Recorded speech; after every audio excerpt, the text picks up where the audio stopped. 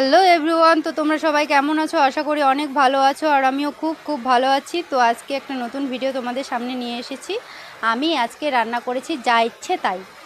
মানে এটা রেসিপির মধ্যেও পড়ে, আবার পড়েও না। আমি কোনোদিনও দেখিনি রেসিপি এরকম। তো আমি রান্না করেছি আজকে কচুর ডাঁড়াগুলো দিয়ে, মানে সোয়াবিনের একটা তরকারি। ভাবলাম যে কচুর একটা ডাঁড়া ছিল, তো সেটা কি নষ্ট করব, তাহলে ওর মধ্যেই দিয়ে দিই। তো সেইভাবে একটা মনের মধ্যে আপনা আপ একটা রেসিপি জেগে উঠলো যে এরকম করে রান্না করি কেমন হয়। তো আমি প্রথমবার ফার্স্ট টাইম মানে এটা ট্রাই করলাম আর কি।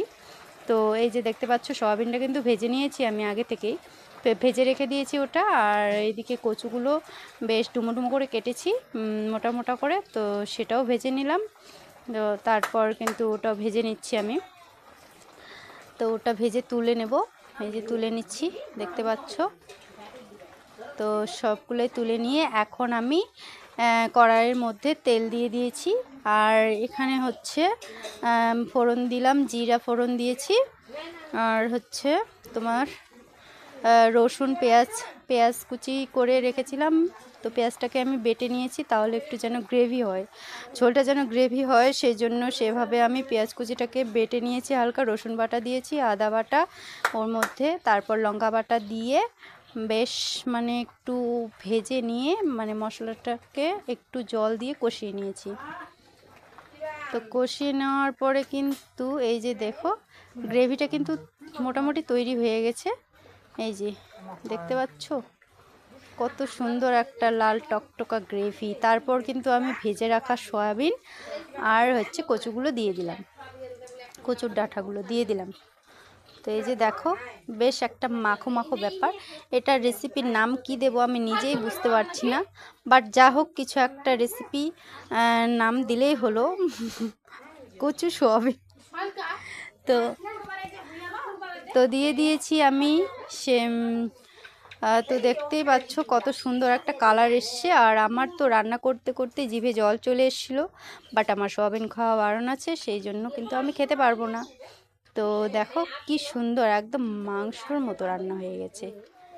মাংস পুরো ফেল, টেস্টও হবে মনে হচ্ছে আমার যতটুকু, কিন্তু কেমন টেস্ট হয়েছে সেটা তো আমি বলতে পারবো না, কারণ আমি খাইনি। তো এই যে দেখতে পাচ্ছ, আমি কিন্তু পুরো একদম একটু হালকা জল দিয়ে নেব এখন, তাহলে কিন্তু আমার পুরো সয়াবিনের এই রেসিপিটা, নতুন ইউনিক রেসিপিটা কিন্তু তৈরি হয়ে গেল পুরোপুরি। তো আমার কিন্তু ভীষণই খেতে ইচ্ছে করছিল, বাট কি করব বলো, অসুবিধে থাকলে তো খাওয়া যাবে না, কারণ ডক্টর আমাকে বারণ করেছে খেতে। তো এই যে ওটা একটু মানে বসিয়ে দিয়ে একটু কয়েক মিনিট রেখে দিয়েছিলাম, আর একটু কষিয়ে নিচ্ছিলাম। তারপরে এই যে জল দিয়ে নিলাম, জল দিয়ে একটু রসটা মাখো মাখো ব্যাপারটা হয়ে চলে এসছে। মনে হচ্ছে এটা সয়াবিনের তরকারি না, মনে হচ্ছে মাংস কিছু রেসিপি একটা রান্না করছি আমি।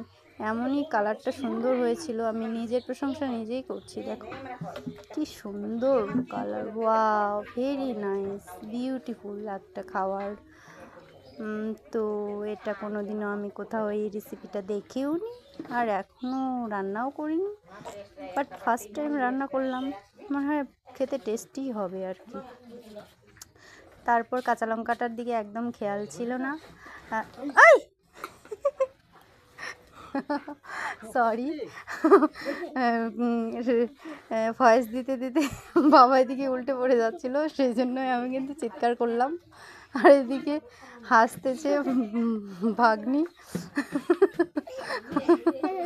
তো তারপর দেখো,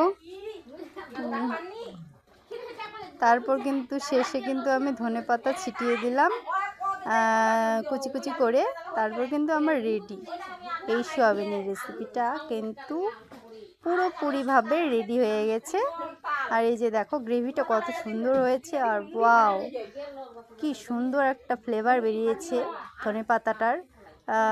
এগুলো ধনেপাতা, যদিও এখন ধনেপাতার সিজন না, কিন্তু তোমরা সবাই জানো যে ধনেপাতা কিন্তু পাওয়া যায় এরকম।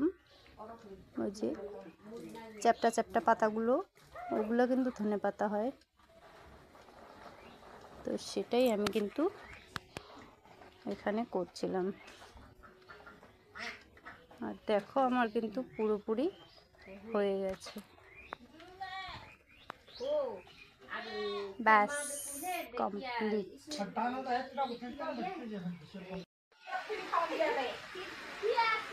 তো কিন্তু আমি এটার ভয়েস দিতে দিতে এইদিকে দেখো বৃষ্টি চলে আসলো, আর এদিকে বাটিতে আমি কিন্তু রান্নাটা কিন্তু তুলে নিয়েছি। আর এই যে দেখো কত সুন্দর, বেশ ধনেপাতা কাঁচা লঙ্কা আর সয়াবিন একটা ব্যাপার আছে। আর টাটা, বাই বাই।